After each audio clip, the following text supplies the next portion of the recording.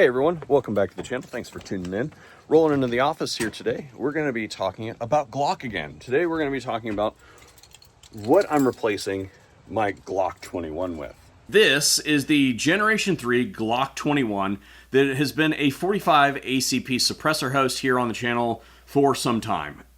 And I will be honest and say that we didn't use this gun a whole lot because, personally speaking, I'm not a fan of 45 ACP cans or 45 cans in general. If I'm going to use a 45 can, then it's going to be for suppressing some kind of rifle, like a 44 Magnum or a 45-70 or something like that.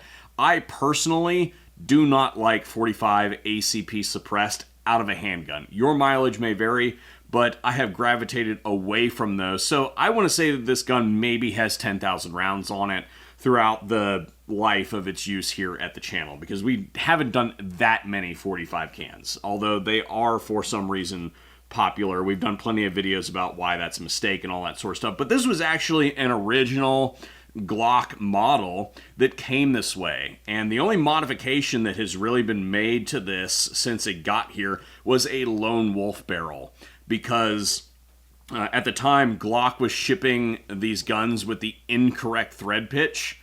They were shipping it with European thread pitch instead of the American 45 thread pitch, and so we swapped that out like first thing as soon as we got it, because no cans in the United States come in whatever the pitch was that Glock was sending them at the time. You can fill in the blanks and tell me if they're still doing that. I don't know. It's kind of irrelevant to me at this point in time because it's probably not something that I'm going to be using for the foreseeable future.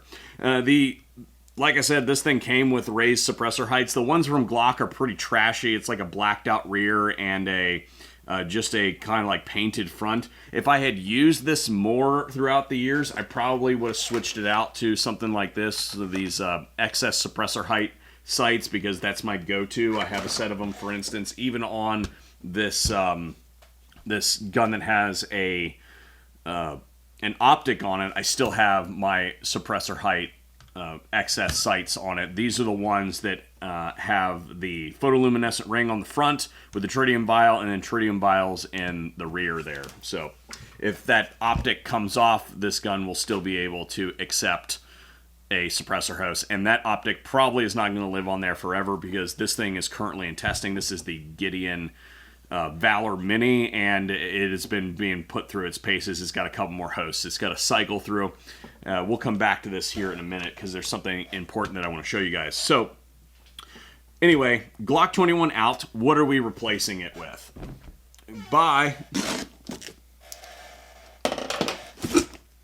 God, why does it smell like menthol?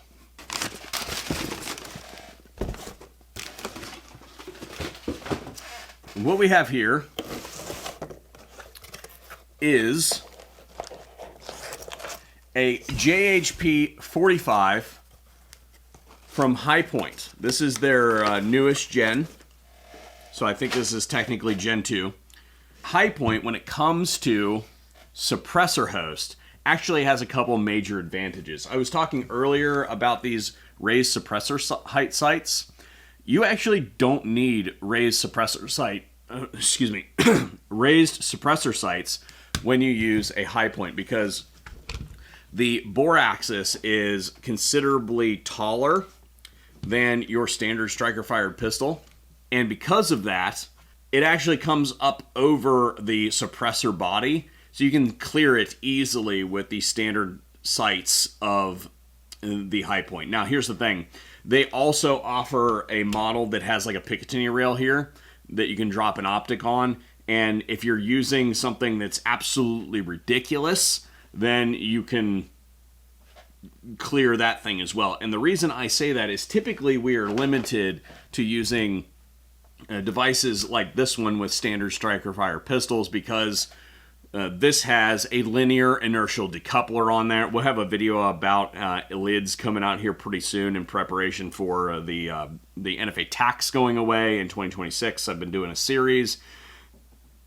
You don't need a linear inertial decoupler when you use the High Point, which is point number 2, which means you could use a completely ridiculous like 50 caliber can on your high point if you wanted to.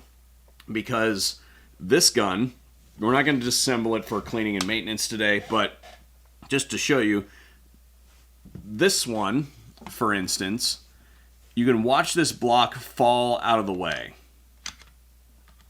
As the gun goes to cycle and unlock, the block falls out of the way, and if there's any extra weight on the end here, that can interrupt that process. On this gun, by contrast, I want you to focus right here on the actual breech. That never moves. It is part of the frame. This is a pinned barrel gun, and because of that, it is irrelevant how much weight is stacked on the barrel, because the barrel operates independently of the slide. So the slide does not interact with that at all. The slide is there to put the cartridge into the breech and to put all the rest of the fire control components in the correct orientation to strike that primer. So what we got going on here is I have the JHP45 set up with the booster disabled Nielsen device. And there are other ways to do this, but I don't have a direct thread mount for my Obsidian 45. So this will shut the thing off, and we expect, again, first shots, we expect that this thing is going to be able to cycle without a Nielsen device. Now, because we're shooting 45 today, I'm gonna go ahead and ear up. I typically wear hearing protection when shooting suppressed, when I'm shooting anything that is about 5 dB below the 140 limit, because I shoot so much that while 1 or 2 exposures isn't that big of a deal, I do it enough that it is a big deal. So 45, I like to wear hearing protection. 9mm subsonic, I'll shoot that pretty much all day, or at least 5 or 6 magazines of it without wearing hearing protection. But 45, I just, as a general rule, when shooting out of a handgun, I wear hearing protection. Anyway, so what we got here is our setup. This is 230 grain standard ball ammo from Fiocchi. It sounds like a thunk. And just to confirm, yep, we have clearance over the can. So let's see if we can hit anything. I am shooting a target that is 50 yards away. Or no, 75 yards away.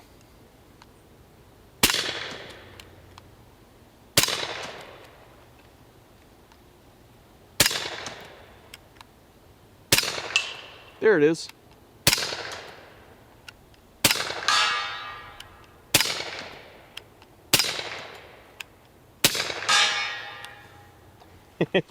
All right, initial impressions. These sharp corners right here on the high point, not so good. Okay, just throwing that out there. The rest of it's fine, but like this plane of my hand right here feels abrased. Let's go do another one. A few idiosyncrasies about this gun that I would like to point out. There isn't a whole lot of space here to index your finger. It's a very tiny shelf, and if you put your finger up here, well, this whole thing reciprocates. So there's not a whole lot of space on the gun that can be a problem for people who don't have good finger management. Same thing on this side, not a whole lot of space for your thumb. All right, so now let's do some robustness. We're just gonna rapid fire this thing into the van over there. And let's see if we can get it to choke. Same ammo, same setup.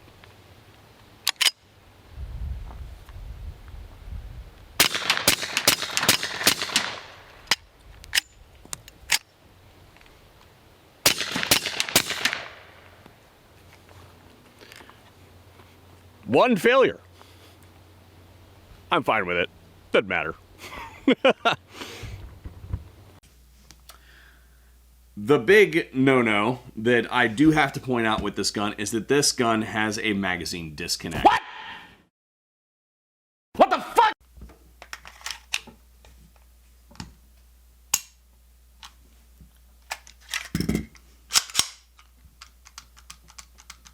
no worky without the magazine in the gun. Move this man!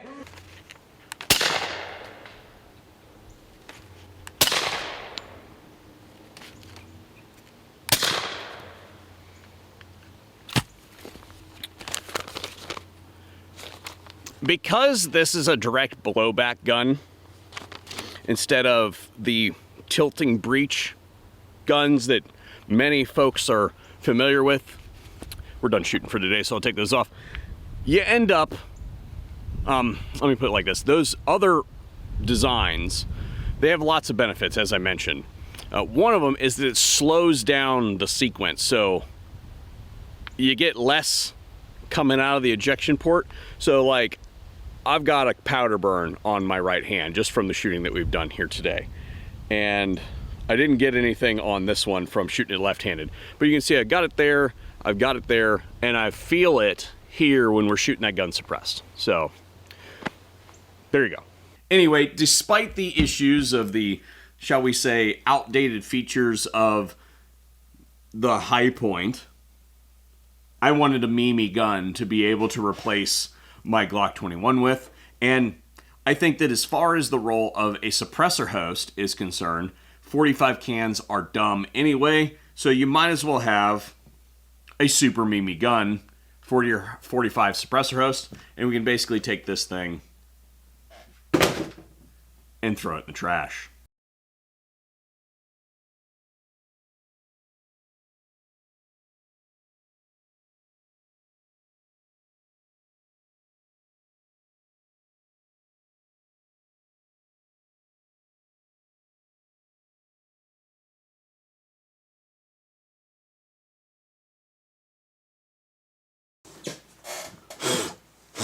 I'm not actually throwing this in the trash. I think it's actually going to gain value because, you know, Glock is doing such a dumb thing that here pretty soon these things are going to be unobtainium, and this might be a $2,500 gun in pretty short order. I don't know, but anyway, I think I still have the original barrel sitting around somewhere too. I should probably put that back in there.